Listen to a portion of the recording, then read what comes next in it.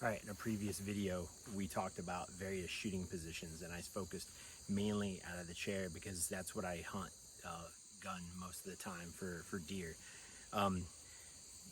But there's other positions that I also practice, and I would suggest most people practice because a lot of people just hunt off the ground next to a tree or something of the sort, or they're a chair out in the middle of the woods behind a makeshift blind.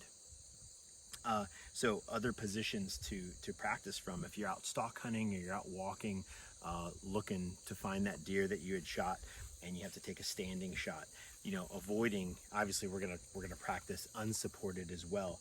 But what I would ask you to do is practice supported. So again, dry practice. Everybody says, why are you hunting with a bipod in Ohio? Rarely do I use it for prone shooting in Ohio. But what I use it for is as a rest off of a log or a stump. But I can also pop this thing out, crank it off to the side, and support it up against a tree. And this is one position that's extremely stable. It's probably more stable than when I shoot from the chair. Likewise, for kneeling position,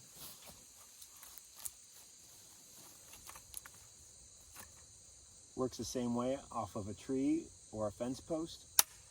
Extremely stable.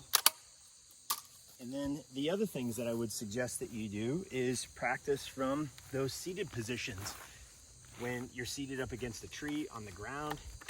And these are extremely stable if you know how to support. So things like elbows into the thighs, into the meaty portion, avoid bone on bone. So you want something somewhat rigid like your elbow into something soft like your thigh, or a pack or something that is supportive.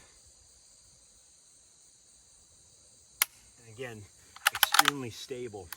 And just like the chair, you want to work through these awkward side positions as well on the previous video that we talked about. So back to validation.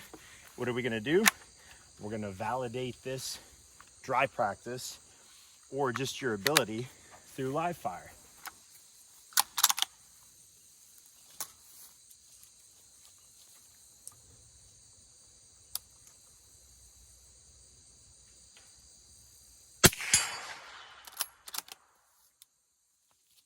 Kneeling, change up my kneeling this time. I'm going to go double kneeling because I was practicing that earlier.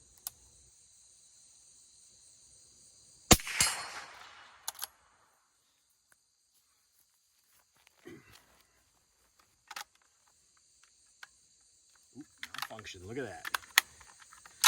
What a training opportunity.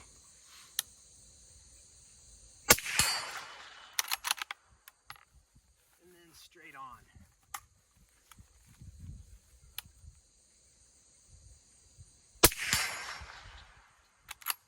All right, so